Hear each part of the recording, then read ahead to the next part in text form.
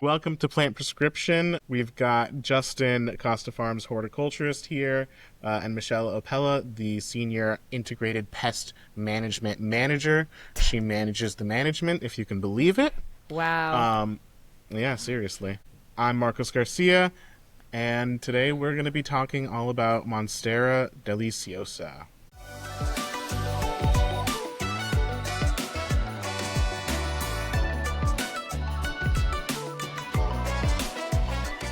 Let's just start off with your pronunciation of that before we jump in. Can you say that name again? Monstera Deliciosa? Deliciosa. Justin, how do you say it?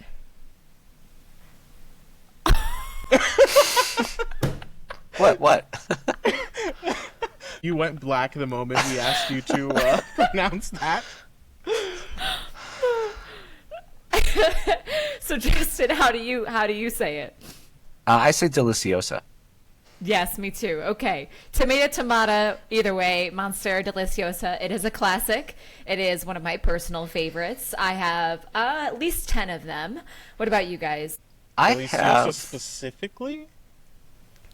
I've got a tie, and I've got, I actually have two ties, and then a regular standard fare one that's somewhere in my backyard. I have a classic Monstera Deliciosa that I actually found. Somebody had done some cleanup of their landscape. It was on the side of the street, and I saved it because the leaves were already like 3 feet wide. You know, it's like you're rubbing it in my face, the fact that you live in Florida and Miami, and these are just basically trash there, and you just picked it out of a trash pile. I'm not going to dwell on that too much. Justin, do you want to give us the background on the Monstera? I'm sure that you are familiar with where it comes from, which is probably tropical regions where you live, right? Yeah, I think one of the coolest things about Monstera Deliciosa that most people don't realize is that it is an American native. Oh, Its native range goes through Mexico down into Central America. And so, really it's sort of our next door neighbor plant. huh. I did not know that. I knew it was tropical because pretty much all the really cool plants are, but I did not know that. The one thing I did know, though, is the etymology behind the name Yep. Monstera Deliciosa, which has to do with obviously Monstera is like huge, monster, Monstera, large, right, Justin? Fact check me on that. Yeah, I've heard two stories on the Monstera part. One is the size, and then the other one is the shape.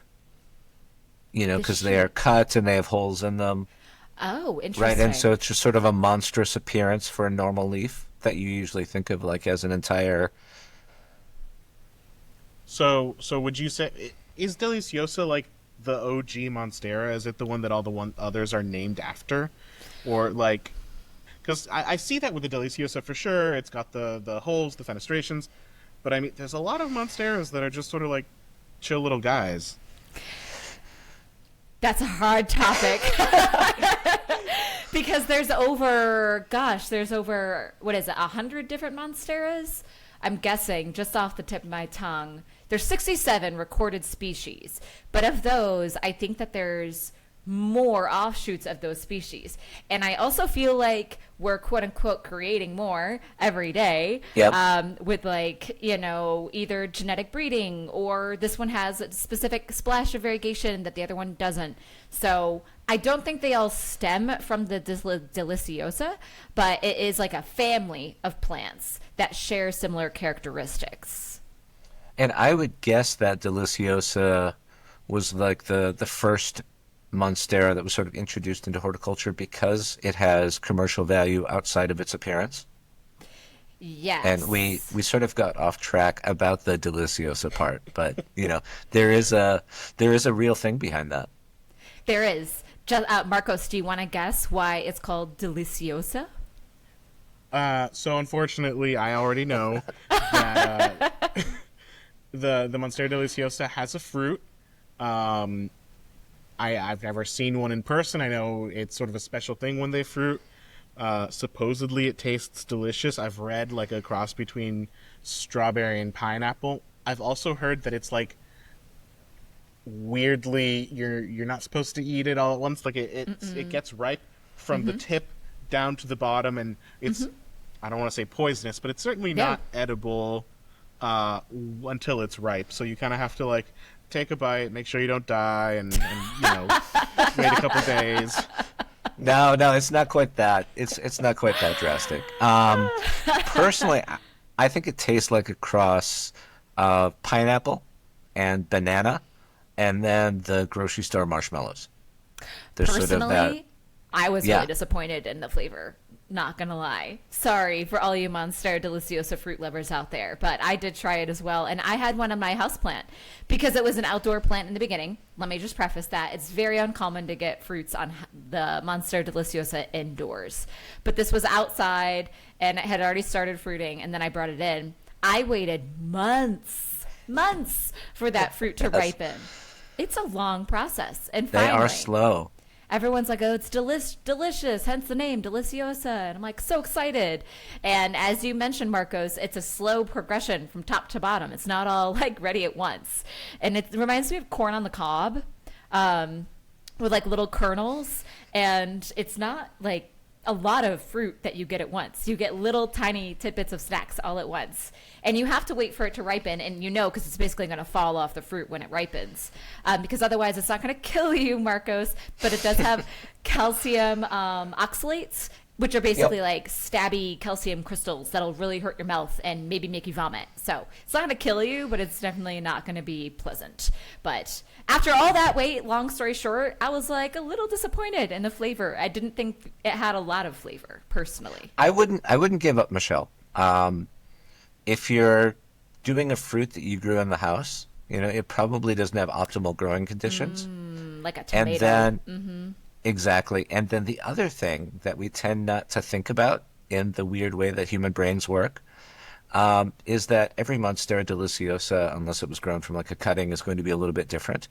Just like there are all of the different varieties of apple. And so it could have been that yours was a low flavor variety or a low flavor strain. So Michelle Or- grew a dud, is what I'm hearing. Yeah, or it could have been you grew a dud in bad conditions, and so just like everything was working against you. Well, okay then. All right. Point wait, so Justin, Monstera, 0 points Michelle. Got it. so then, what's better? Just a pineapple banana smoothie, or Yes. the Deliciosa, the fruit? What if you had both in front of you, you could only pick one. Which do you pick? I vote pineapple banana, but that's just me. I know I'm going to get a lot more bang for my buck with that one too, and I'm not going to have to worry about crystals stabbing me in the mouth. That's my point right there. But if you haven't tried one, you should, and hopefully your experience is better than mine. Hopefully. Yeah, there is something to be said for being able to enjoy the entire smoothie versus I get these 6 kernels today, and I have to wait for another 4 tomorrow. Yeah. All right, But- so people, here's your verdict. Just drink the smoothie, skip the fruit. If you grew it, just for bragging rights. Exactly. much. It's just for bragging rights. Exactly. But can we skip back to, your theory, Justin, of this being one of the first commercially available introduced varieties? Because I Yeah. think you're right. Because, I don't necessarily know. I don't think it was the Monstera Deliciosa. Let me back up. I don't think you're right. I think you're close. I think the Monstera. Let me back up. The Adansonii. So it's sister. It's the Swiss cheese plant, the smaller one, because that was the first photo on the Aeroid Society magazine in the 1970s. So the first magazine, the first thing that came out, that was the photo cover. So I think it's kind of funny because I think for us, we see Adansonii coming in later into the commercial game, but I wonder if it was actually here before Deliciosa, the little Swiss cheese vine, and then Deliciosa just stole the show. But those were very, very close in their introductions at the bare minimum. Quite possible. Easy enough to look up.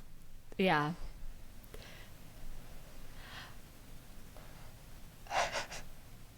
All right, this has been a great episode. No, so you both have a lot of experience with Deliciosa.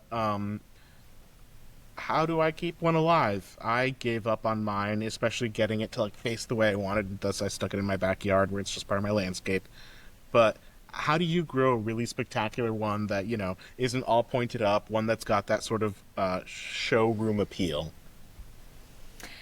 Well, from my experience, which I learned the hard way, stick a pole in it fast. I had one when I first started at Costa 11 years ago, and I did not stick a pole in it, and it ended up growing over the pot and in different directions. And then once that happened, it was really hard to get it back on track. So my recommendation with a Deliciosa is always start off on the right foot. Oftentimes, you're not going to get you may not get the pole with it, but you want to add one as soon as possible and start training those main stems up that pole. Because once it starts growing differently, you're going to be really hard pressed to get it back up without breaking it. The other thing is that you really want to give it lots and lots and lots of light if you want that showroom style Monstera. They're pretty good at tolerating low light, but low light or medium light conditions don't give you that habit, that form that's just so eye catching. If it doesn't get enough light, it's going to tend to have longer internodes, the spaces between the leaves, so it's going to look lankier and not as not as model-esque. On the topic of light, really fun fact, guys. So when Monstera Deliciosa seedling, right? Not talking cutting, we're talking a plant from a seed. When it first germinates, it actually, unlike other plants, it grows towards the shade, not towards the sun. Do you guys have any ideas why? Justin, I feel like you would. Well, Marcos, I'm not giving you enough credit. Marcos, do you have any ideas why? Why would a plant grow towards the shade? Well, one, I assume that direct sunlight's just too much, it'll burn it. That's sort of the obvious guess. Mm-hmm. But I know that Monsteras are fenestrated. They let light through the holes, so maybe it's expecting to be underneath another Monstera. Justin's nodding his head. Justin's shaking his head. I think that's a really good guess, though. We should get back to the holes. Yeah, it's a great guess. Maybe it's just emo, and it does not, it just feels like, Mom, Dad, I don't want to be in the sun. Ugh. Justin, what do you think? It's a climbing vine, and so it's going to go for support. Yeah. And a support is going to cast shade. Yeah. So it's kind of funny. I just thought that was really cool because a lot of plants, when a lot of plants germinate, they may tend to go towards the sun. But because this is an epiphyte, aka it climbs up other plants, it's actually going to grow towards the shade because it needs to find a host to climb up ASAP. And then in nature, when these things climb up trees, they can actually get so big and so go all the way up this tree that they actually abandon their terrestrial roots, like the roots in the soil. Mm-hmm. They can eventually abandon those and just live off the roots that they're putting around and into this other support, which is probably a tree or two. So it's pretty cool that it does the opposite of what you would think of for a new baby plant. Yeah, I've always and a thought plant can get enough, water and nutrients and stuff without soil. It's not like stealing them from the tree or anything like that. It's not like a parasite. No, it's not. Not a parasite at all. Not a parasite. No, I mean, it's not going to kill its host. But it is getting enough water and nutrients, yes, which is kind of funny because those aerial roots can be really thick and real aggressive. I'm just saying from my perspective, if you live in a humid environment or if you have a grow tent or a grow room with a lot of humidity and your roots stick onto your wall, well, they'll rip the paint off. So the Monstera roots, they don't seem like they're porous and like they're collecting water, but they are. And the more humid your environment is, the more aerial roots your Monstera is going to develop. And the more they're going to latch onto things that they shouldn't be latching onto. So again, pull. My advice is pull. And then I found, though, back to Justin and your mention and your explanation of light, it's interesting because when I put Monsteras in higher light, they get all those little holes on top of the fenestrations. So I feel like that beautiful, super holy leaf, you'll get that in high, bright light. Versus if you put it in dark light and shade, you're not going to get those little holes along the vein in the middle. And I know we said fenestration earlier. Let's be perfectly explicit. Fenestration is just when leaves have naturally occurring holes that are, genetically what the plant wants to be doing. i.e., not caused by a pest or by a cat, just like naturally to let light through. It is, something that's very highly sought after in a lot of these plants. When you're growing a Monstera Deliciosa, you want all the little fenestrations, all the little holes. Yes. And the big ones. Yes. And one of my favorite words, actually, to defenestrate means to throw someone out of a window. Wait, really? Yeah. I didn't know that. Wow. So now I'm just going to say, oh, Joe, I'm just going to fenestrate. You need to go fenestrate. Defenestrate. Oh, defenestrate. Okay. Wow. You know what's kind of funny? Because there's a monster out there that's called double windows. So it's kind of like, it's like windows on top of windows. It's kind of weird now that you say that. I'm thinking about it. But going back to their fenestrations, they actually, per your point, Marcos, they let light through, but they're also called the hurricane plant because these fenestrations also help wind and air and rain and maybe hail. Correct me if I'm wrong there, Justin, but definitely wind through. Huh. Yeah, I don't know if they'll protect a lot from hail. I don't think so. Unless the hail is really lucky and it's aiming for the holes. Like nature's playing basketball or something. Ping pong doesn't go in a hole, does it? What goes in a hole? Skee ball. Okay, skee ball. All right, I want to circle back to something Michelle said. Michelle, you were talking about aerial roots. What is your take on keeping them versus cutting them? Because I know a lot of plant parents are skeeved out by A, the appearance, and B, just having them around from maintenance and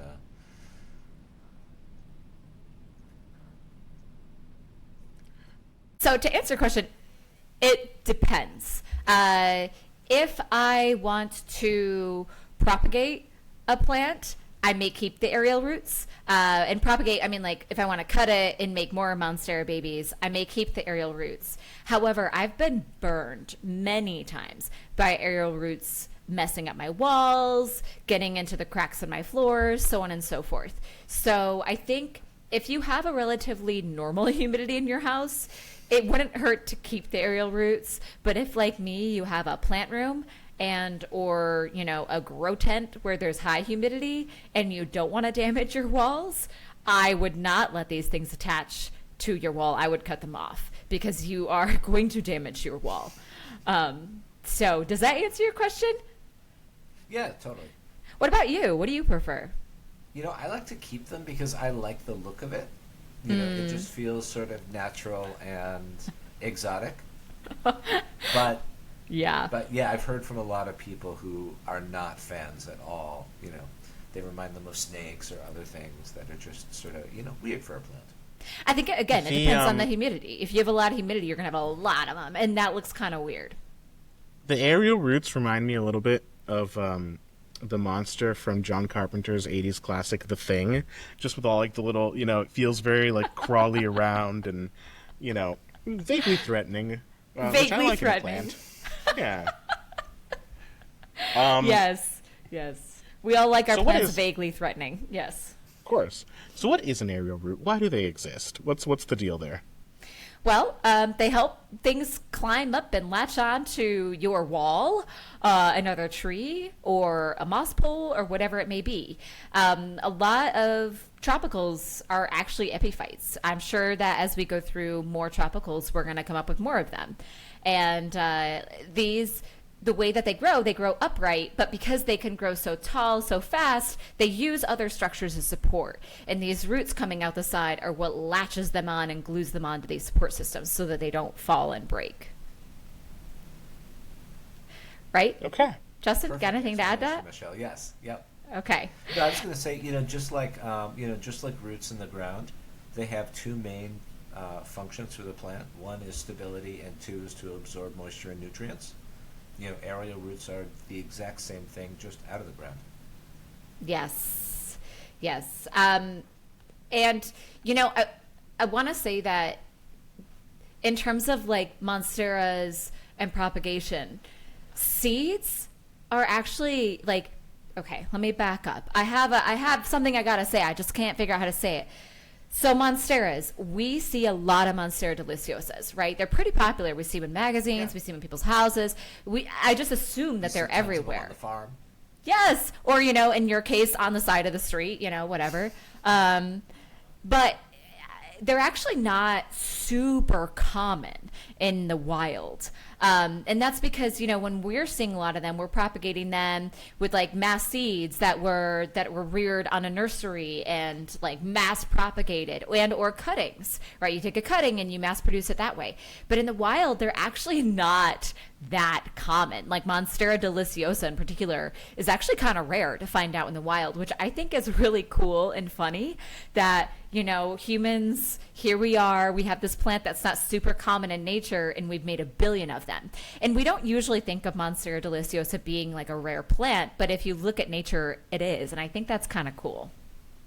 And the reason that it is, let me just say, remember how I told you it goes towards the shade. So this little seedling from a seed, which in nature, you're not mass producing these seeds.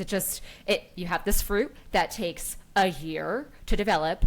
And I may be over exaggerating, but I may not be. It does actually take a year to develop. A lot can happen to that fruit in between when it starts and when the seed is mature in that fruit. So a lot can happen there. So you get some fruit, and then it means a bird or an animal has to eat it. And then the bird or animal poops it out somewhere. And then that seed has to be pooped out. I feel like I always talk about poop in these podcasts, but that seed... I was thinking, she finally brought up poop. Gosh. All right. But the seed gets pooped out, and it has to be pooped out in the perfect place where it's really close to another shaded tree or something so that it can grow up. Because if it's not going to make it. It's not going to grow up. It's not going to survive. So all these things have to happen for this Monstera Deliciosa to actually survive and grow and thrive. And then here we are. We've got them everywhere. And I think it's pretty cool. All right, so plant lovers, you're the reason why Monstera is not endangered. Your love for the plant has made it robust and dare I say, common. Yeah, it's a real comeback kid story. All you got to do is be sexy. To someone. Or vaguely threatening, I would argue that's the same thing. All right, so I have one last Monstera story really quick. Okay. Justin actually got a piece of my Monstera that I had for years. I called her Big Bertha because she got so big. And when I moved from Florida to North Carolina, I could not fit this Monstera with me. So I actually ended up gifting it to Justin, who then took it with him. But I took a top cut of that Big Bertha, and I still have her to this day. But I did some sleuthing because I thought maybe is Big Bertha a weird thing to name your plant? And I found that a lot of people have named their Monsteras, and I want to share a couple of winner names with you guys in case you ever think about sharing your naming your Monsteras. So all right, here, Justin, you and I are going to rate these names 1 to 10. Okay. Are you ready? So this one is for a Monstera, like a variegated Monstera, right? An elbow. Elbow, Dumbledore. Good, right? 2. What? 2. 5. Oh, you guys are a tough crowd. All right, fine. Dua Lipa. 9. Yeah. Yeah. That's like an 8. Okay, and then my last one, my top 3 that I loved, Chonkstera. 10. Yes. Feeling kind of... Justin, what do you think? I'm not quite that generous. I know, the word chonk is just weird to me, and it's unsettling. You know what it is? Michelle and I are core millennials, so chonk Yes. has a Okay. special place in our heart. It And does. I'm too old, and so it's a vaguely threatening word to me.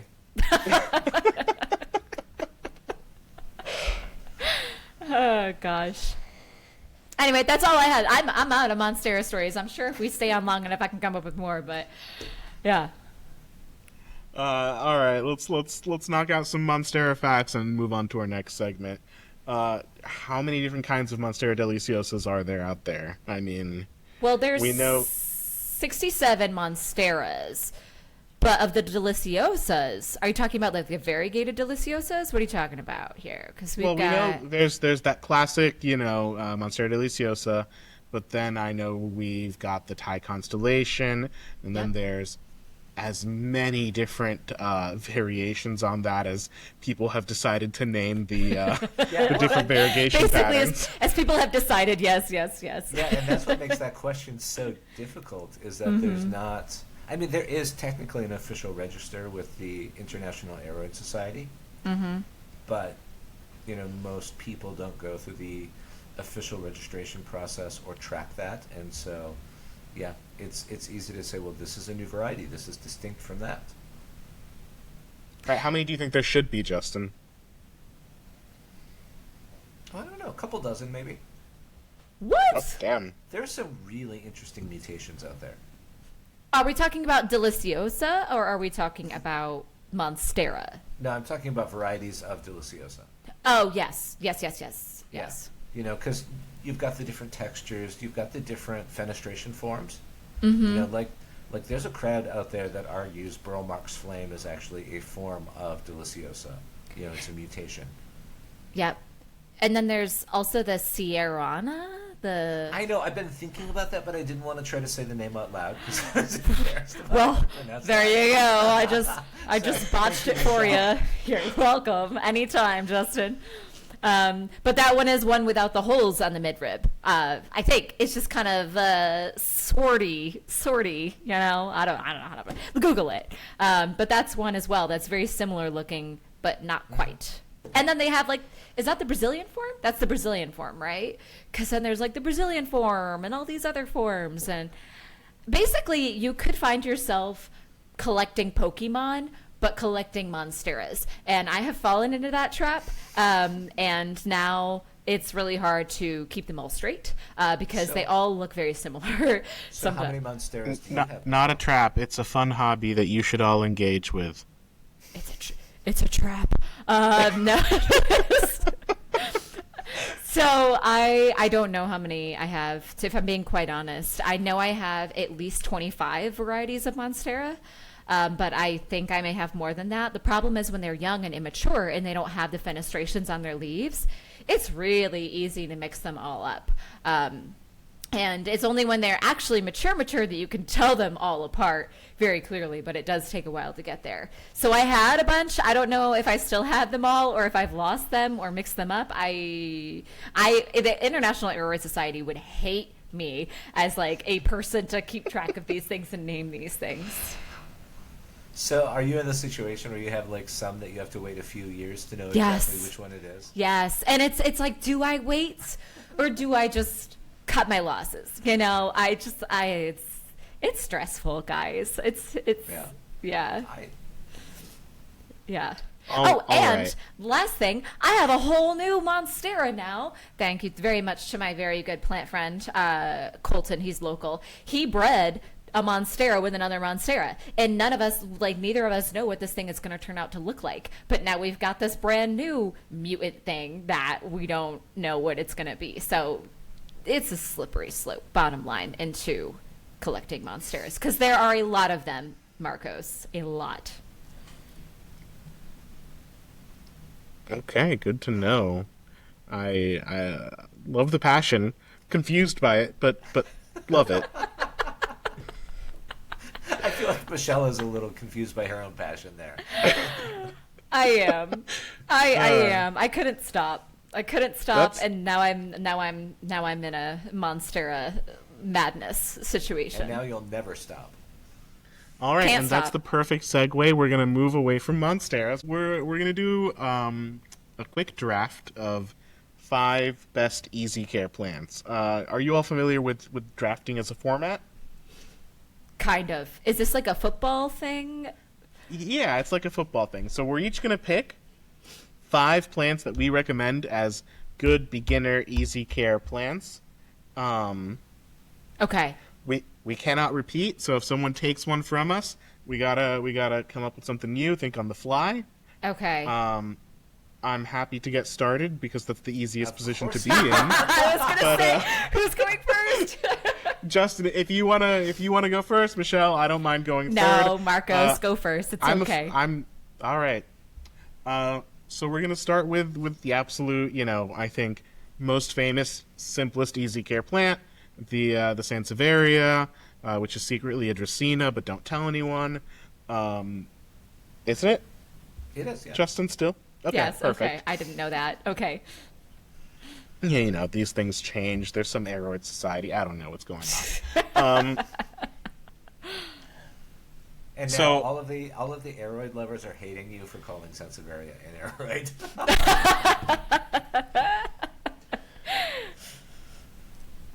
Guys, I studied media production. I'm sorry that I exist. Sansevieria, I think, is the classic easy care plant. It also just looks really cool. It's got the, like swords coming out of the pot kind of look. And there's a lot of fun different colors and variations, and it's a more interesting plant than you'd think. But whenever I have a super dark corner of my house that gets forgotten about, that I'm like, that needs a plant, I pick Sansevieria, because even when it's suffering, it doesn't tell me that it's suffering, which is the same thing as it being happy, right? Sure. I'm not a parent. And so, yeah, it can survive without water for way longer than I'm going to admit, and with way less light than I should be giving it. And so that's I think, the easiest care thing I can think of. Justin can give us the next one. All right, I'll take the easy one too, and I'll go Zamioculcas. Zamioculcas. What is that exactly? Yeah. What is that? Common name is ZZ plant, of which Raven is a classic, a modern classic cultivar. This thing can go like a month without water. It tolerates low light really well, native to Africa, so it doesn't need high humidity. Really just all around stand-up beginner plant. Maybe even easier than Marcos' Sansevieria. Debatable. So I am going to go. I can't believe no one said this because we've just been talking about it for, 20 minutes? Monstera Deliciosa is my pick for easy care plant. We did mention it does like low light, but it can adapt to other light situations. It grows really fast, which I think is rewarding, especially as a first-time plant parent, and it does a really good job filling out a big space. So I vote for Monstera Deliciosa. All right. I'm gonna go left field, and you guys can argue with me on pick number 2. But I actually think Pakiras are super easy. I've never killed a Pakira by mistake. I've only ever killed them on purpose. And again, low light or forgetting to water it for a while, it's never really been a problem plant for me. And I don't know if that's luck or anything, but I never see it on lists of easy care plants, but it feels easy to me. Yeah, I would agree with you on that. I haven't grown any in a long time, but they are easy and low maintenance. I feel like certain members of our customer care team might beg to differ, but because that's one of our best-selling plants online, I can totally understand how you're going to have a percentage of people who have problems with it. To those people, I say get good. That's why we have a customer care team to help coach you. Yeah, we're here to help you get good, to be fair. And you can access them at questions@costafarms.com. All right, Justin, you're up. What's your number 2? Eglanema. I was going to say that one. I knew you were going to say it. Okay, I was like, you should have picked Aglaonema because Justin always picks that one. Why Aglaonema, and why is it awesome, Justin? Because every time. Again, it's nicely drought tolerant. It tolerates low light well. It doesn't need high humidity. It's a slow grower. So unlike Monstera Deliciosa, you don't need to worry about training it or cutting it back if it starts to outgrow your space. Comes in a whole mess of colors and variegations. Mm-hmm. And so it's really fun and easy to customize. But it doesn't need a lot of attention. Yep. Yeah, well, I was going to say that one, so I agree with you. I'm just going to jump into my second one if you guys are okay with that. Yeah, of course. Ponytail palm. And the reason I Whoa. say that is because I forgot I had one. And then I remembered I had one. And I have brought that thing to the brink of death more times than I'm proud of. and it always comes back. It was actually the first plant I got at Costa Farms during my like introduction. They had a training like a day or two where when you start, you have a day to meet all the departments, and they gave me, or I picked out a ponytail palm. So I've had that plant as long as I've been at Costa, and it's 11 years now. I love a ponytail. I love that it's also pet friendly. So, Yes. you know, if you are looking to get into plants, you don't have much, and you do have pets and you're worried, ponytail is where I would say to start. You're going to feel super confident. And again, nothing should die. Ever. Not to be that guy, but just as a little disclaimer, when Marco says pet friendly, he means non-toxic. It doesn't necessarily mean it's going to be safe for any particular animal if they have an allergy or sensitivity to it or any of the plant care products used to grow it. Also will not play fetch with any of your animals. Like, it will largely ignore them. So you know. Yeah, it's kind of rooted in one spot. Oh gosh, you guys are full of it today. All right. Also, plant that you see in a lot of landscapes here in Miami. I've seen a ton of like planted, almost like, you know, full tree-like ponytail palms, which is really cool to see. Such a bear to move them when they get huge, though. They weigh hundreds of pounds when they get bigger. So the good news is they grow slow, but when they get big, wow, you're gonna need a dolly to move those things. Well, same thing. You're not moving the oak trees in your yard either, right? You know, once the tree's a tree, it's a tree. Is it bad, though, that now that I'm thinking about it, I'm like, I'm going to take care of this ponytail. I want to get it so big that I have to have a dolly to move that. Is there something wrong with me? Because I really want that totally now. Normal plant parent reaction. Yeah. All right, Marcos, what's your third? Are we on 3? Where are we? Yeah, we're on 3. I'll pick a plant that looks like the dangerous version of the ponytail. Its spiky, you know, cousin, the sago palm. Also Yes. super hard to kill, though this one is toxic to, you know, animals and humans, which are sort of a kind of animal. And fingers. Yeah, hate to touch them, love to look at them. Super cool. They're also like ancient. They're, you know, dinosaur era plants, which I think is really cool and worth note. But again, one of those plants that if I've killed one, I've never noticed because it just tolerates whatever I do to it. So love them. I have a confession to make. I've killed multiple sago palms. Killed a lot of sago palms. I overloved them. With the water. Yep. Yeah. Yep. So just ignore them. But I've killed a few. And then the worst part is they're still stabby when you go to throw them out. That never goes worse. away. I know, it's so much worse because it's like hard. Yeah. Well, you've got the physical and the emotional pain there. Yes. My next one would be spider plant or chlorophytum. It's one of those old classics. It has been around for generations, and you know, if it's been a popular houseplant for like 80 years, there's a good reason for it. Has tuberous roots that store water, so it's really drought tolerant.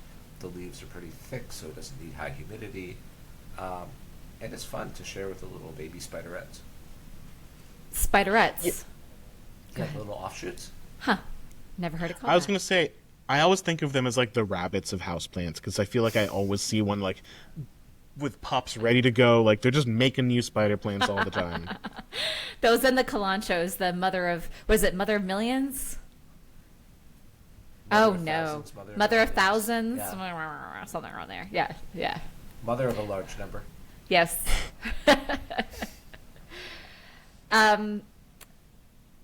My next one, and I'm surprised no one said this yet. Also curious to see your guys' take on pronunciation. Pothos. Pothos. That's a pretty classic one. It's easy. It lets you know when it's thirsty. And then if you forget to water it and it lets you know, it forgives you. Pothos is one that comes in a lot of different colors. If you grow it up a pole, it gets huge, which I really like, especially in Florida. You guys are so lucky down there. It grows up trees and gets like massive. So I like it for its versatility and like small hanging plant, huge up the tree plant, and its tolerance to water fluctuations. So pothos is my absolute favorite genus of plants. I love a pothos. Uh, any kind, like most of my houseplant collection is different pothoses. Pothi. I know that's incorrect. Please type in the No, we're comments how making it wrong a I thing. am. It's a thing now. Pothi. Yeah. The reason I didn't list it, one of the things that can be disappointing with pothos is when you get really nice long trails, but then a couple leaves along the trail start to come off, and then you just sort of have this long bare stem and then plants, and you have to like go back and cut it and reprop it. And so love that, but one of those things that as you get more and more into loving your plant collection, you're like, you feel bad that you're not making it look like the pothos in your heart looks. Yes, it's like a poodle. Like just like the puffs at the end of it. Yeah, yeah, that's happened to me a few times. So, but that's where chop and prop comes in. Oh yeah. So for anybody All right. who doesn't know, chop and prop is a plant term. When you cut up a plant and then use all the little pieces to grow more. Yep. All right, and so my fourth and I guess last one, I think four is plenty because, well, I'm getting bored of that, and that's all the reason I need. Oh, Is gonna and no, be no, in no. left field. I feel like he's not getting bored. I feel like he's running out of plants. Okay. All right, you want to go to five? We can go to five. I'm here. Let's do it. All right. Let's step outside, Marcos. I'm kidding. What was it, Um, Marcos? So left field, totally reverse of what you'd think, is a spath. I love that when a spath runs out of water, it gets all wilty. It shows you. You don't notice that your spath is underwatered ever. It sets up this alarm signal, and when you add water to it, it is one of the coolest plants to see just come back up to life. So it makes you feel a little bit like you're, a fireman saving people or a doctor, like, I rescued from the brink. Let's forget that I'm the one who put you there.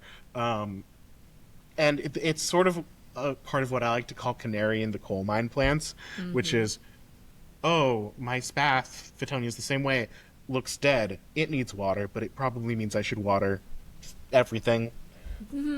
Yeah, I think that's a good. I never thought of having a canary plant, but yeah, I've had many spaths that just collapse, and I've noticed something about your favorite plants. They all have like a goth undertone. Because you like the spath because it just like collapses when it's not watered. The Sago palm because it's like that's a pretty stabby. But what's your first one that you liked? The snake plant. Snake plant, yes. I'm like, all right, okay. I'm seeing a trend here. I know what I'm getting you for your birthday. Yeah, a goth undertone is something I definitely love. My wife has one of those. My music taste. If it's, hey guys, send me anything goth. I'm here. Yeah, I'm ready. yeah.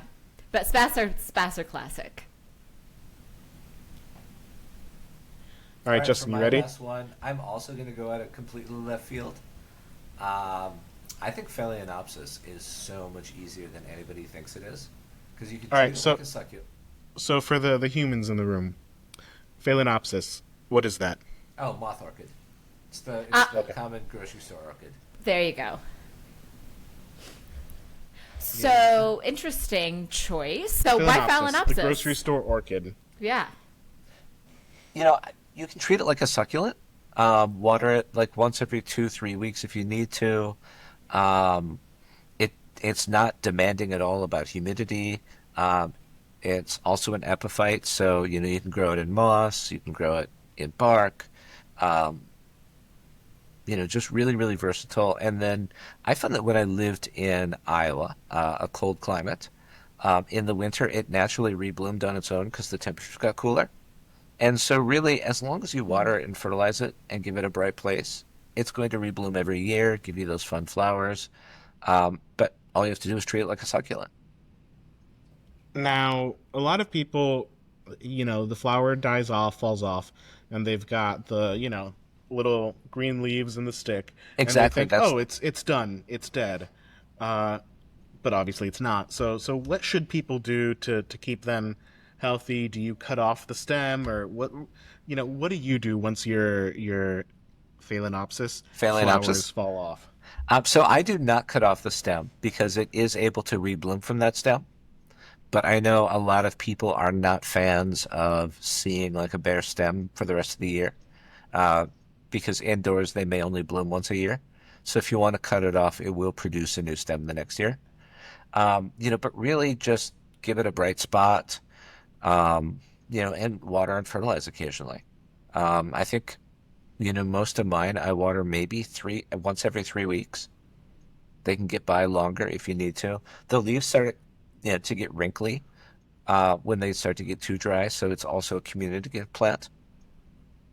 I feel like I'm not selling you guys on it, but it's my pick, so I Well, don't need to. I remember working in an office that had all these orchid planters, and one day seeing a bunch of ice cubes everywhere on top of them and being very, very confused. And the woman who took care of the plants explained that, like, oh, that's how you water orchids, and that feels incorrect to me. I'm Is back. that incorrect?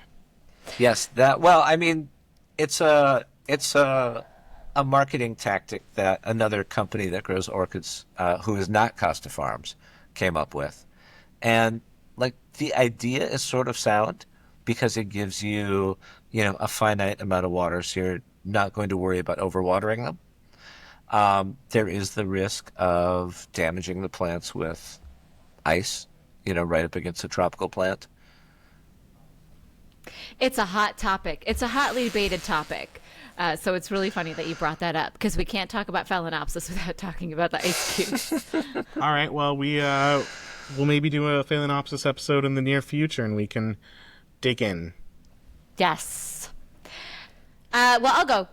I'll wrap this up. My last plant for easy care, and I'm squinting at the background of Marcos's beautiful video. Yes. For those who can't see it, he's got this beautiful tall plant in the background, and I'm pretty sure that's a Rhaphidophora tetrasperma mini monstera. I love that plant, and as you can see, if you're watching on YouTube, it's a beautiful addition. Sorry, we're peeping on your house, Marcos, but it's a beautiful addition to like a interior scape. It gives you those really cute, pretty fenestrations young, so you don't have to wait like a Monstera Deliciosa to get those. A lot of people will just train it up a stick. It doesn't really need a moss pole. The leaves aren't going to get much bigger, so you don't need to like put in the work. You can just put a stick in there, or just like put tacks in the wall and train it up the wall. But I always think it adds a lot of really nice like structural interest in a house, and it's a very easy one to care for.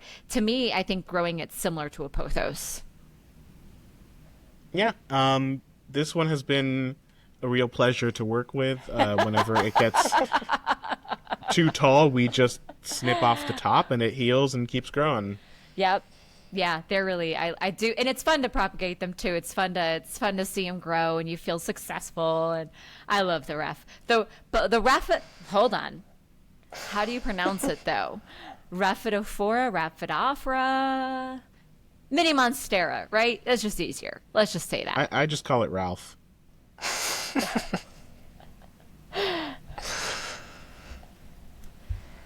All right, so I think that wraps up our draft here. So if you're looking to get into, growing plants inside of your home, any of the ones that we listed is going to be a good option. The ones I listed are going to be a better option. We can get back to some listener questions about how to care for a Monstera Deliciosa. So I'm just gonna power through these, and you guys give your best answers here. Why is my plant dropping its lower leaves? Water. Stress. Which What could kind be of water, stress, but could Justin? be other things. Stress Any from number water. of stressors, yes. Okay, Because this it is gonna doesn't go well. like you.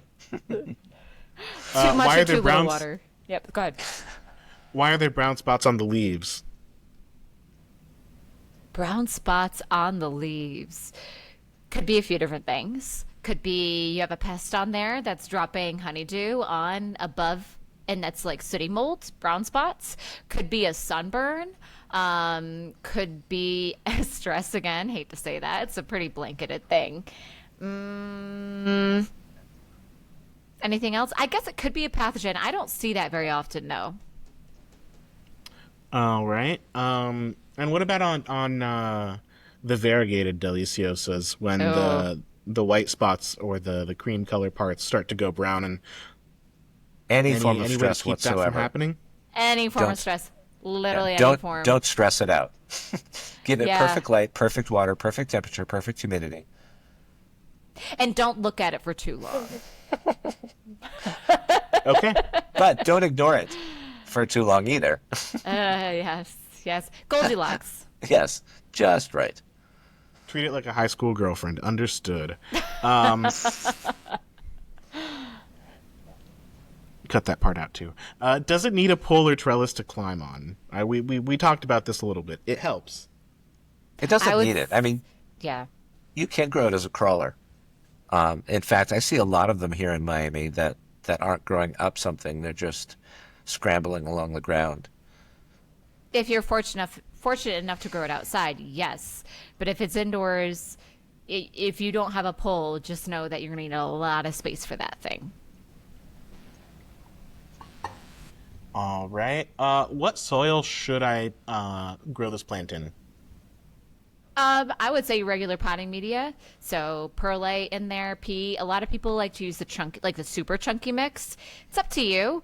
I mean, like I've grown it in both. If you water a lot, probably the super chunky mix. If you like to love your plants and give them a lot of attention, otherwise, just a regular potting soil will do, in my opinion. Yeah, I'd say whatever you want to pot it in, that works with your watering style. Mm-hmm. A lot of people, Uh, have a lot of advice on that, but it's not nearly as fussy with soil as I think a lot of people make it out to be. No. All right. And then how do I know when to water or how much to water? Okay.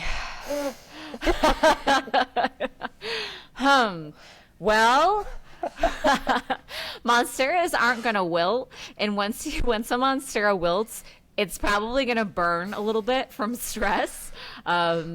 So depending on where your Monstera is, once a week is a pretty safe bet. But if it's in a darker area, maybe less than that.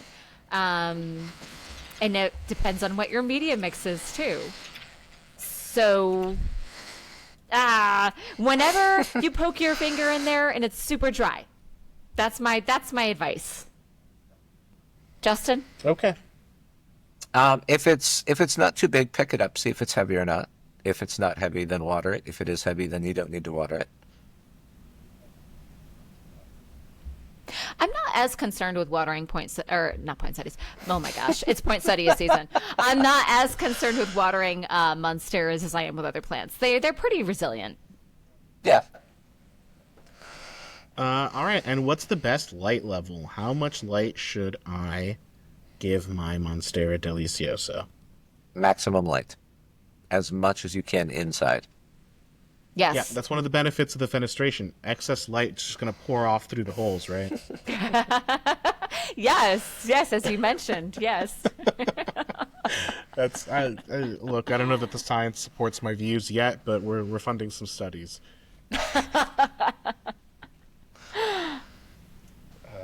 All right, that pretty much sums it up.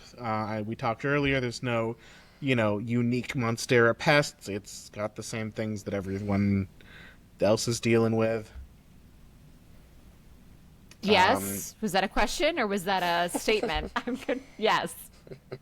It was a statement that was inviting correction. Let's put it that way. Yes. This is not more or less susceptible. Yes, you are correct. Yeah, I'm on board with that. All right. If y'all have any other questions at all about Monstera Deliciosa, feel free to reach out to questions@costafarms.com. You can also call Justin's personal cell. That number is No, reach out. We are here to support. As you may or may not know, or you may not be able to tell, we love this stuff. We are happy to talk your ear off about Monsteras, any other plants. So thank you so much for listening. We are going to get going. Thanks, I don't know how guys. to exit a Happy- podcast. Yeah.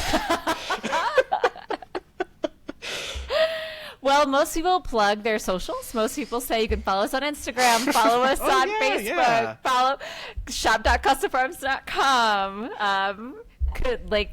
Questions at costafarms.com, TikTok. We have all of the platforms, and we just got our blue check mark. Hooray! So follow us, message us, join us, and happy growing. Thanks, everybody. And for more from Justin, check out the newsletter as well. You can sign up on our website, www.costafarms.com. Why don't we redo that whole